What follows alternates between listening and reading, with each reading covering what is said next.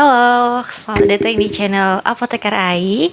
Hari ini aku bakal ngebahas terkait dengan perbedaan dari obat generik dan juga obat paten.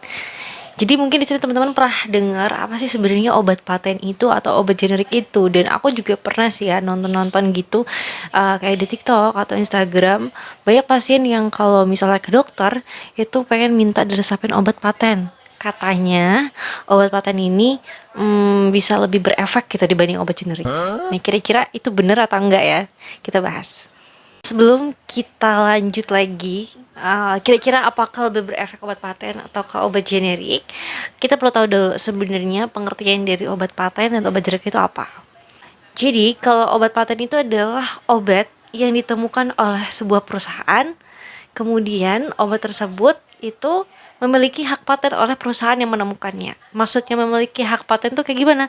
Jadi dalam jangka waktu tertentu, misalnya 5 tahun atau 10 tahun, perusahaan yang menemukan obat tersebut itu bisa memonopoli. Jadi hanya perusahaan tersebut aja nih yang boleh memproduksi obat tadi. Misalnya ditemukan obat X ya pada tahun 2010 misalnya. Maka sampai tahun 2020 ya perusahaan yang memproduksi produk X tadi hanya dia yang boleh produksi gitu, sehingga dialah yang menentukan harga dari obat tersebut. Kok bisa kayak gitu? Kok boleh? Kok kayaknya egois banget cuma perusahaan itu doang yang boleh produksi obat? Sebenarnya itu terjadi kenapa? Karena dalam menemukan obat tersebut pasti dibutuhkan penelitian yang panjang, dan pasti juga perusahaan tadi butuh duit yang banyak juga gitu. Makanya dalam jangka waktu 10 tahun tadi cuma perusahaan tadi yang boleh produksi.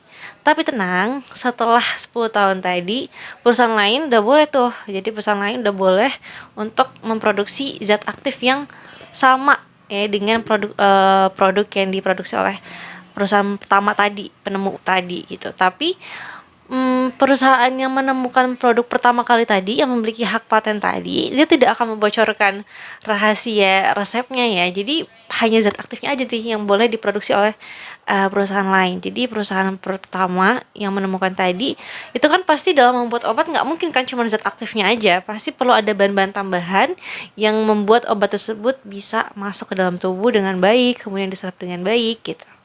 Nah, perusahaan yang lain dia akan juga melakukan riset lagi, tapi bukan dalam rangka untuk menemukan zat aktif tadi ya, karena kan sudah diketahui, tapi dalam rangka untuk mengetahui kira-kira bahan tambahan apa yang dibutuhkan untuk obat zat aktif tadi. Oke, jadi obat generik itu adalah obat yang diproduksi oleh sebuah perusahaan dan obat tersebut masa patennya sudah habis. Jadi misalnya sekarang tahun 2022 ya. Nah, tadi masa patennya habis tahun 2020. Nah, diproduksilah oleh perusahaan lain ya untuk memproduksi obat yang berisi zat aktif X. Nah, itu disebut dengan obat generik gitu. Nah, sekarang kembali ke pertanyaan awal, apakah obat paten itu lebih berefek dibandingkan obat generik, atau bahkan sebaliknya? Apakah sudah pasti obat generik itu lebih berefek dibandingkan obat paten? Nah, jawabannya apa? Jawabannya belum tentu ya, tergantung dari formulasi dari perusahaan tadi.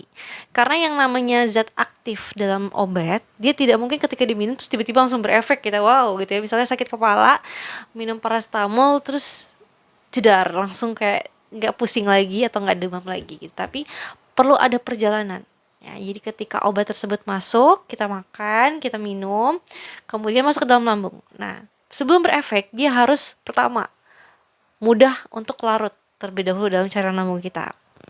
Nah, itu perlu ada zat tambahan juga, sehingga dia mungkin tabletnya itu perlu hancur terlebih dahulu, kemudian terlarut.